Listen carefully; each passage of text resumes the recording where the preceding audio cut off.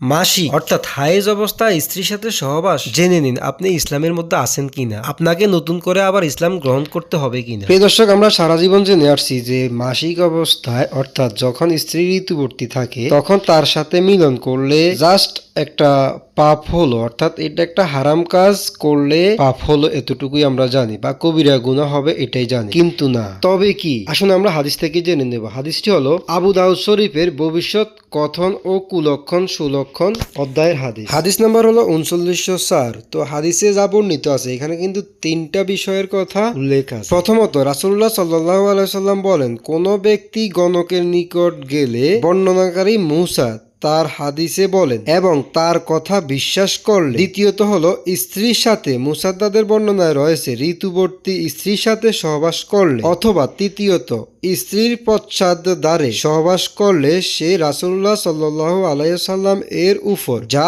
অবতীর্ণ হয়েছে তা থেকে দায়মুক্ত, অর্থাৎ ইসলামের গণ্ডির বাহিরে। তো প্রিয় দর্শক, দেখুন, আপনি যদি সামান্য কয়টা দিন ধৈর্য ধরতে না পারেন, ঋতুবর্তী স্ত্রীর সাথে মিলনে লিপ্ত হন, তবে দেখুন আপনার কিন্তু ঈমান নষ্ট হয়ে যাবে, আপনি ইসলাম থেকে বেরিয়ে যাবেন, আপনাকে আবার নতুন করে ইসলাম গ্রহণ করতে হবে। সুতরাং এ থেকে অবশ্যই বিরত থাকবেন ইনশাআল্লাহ।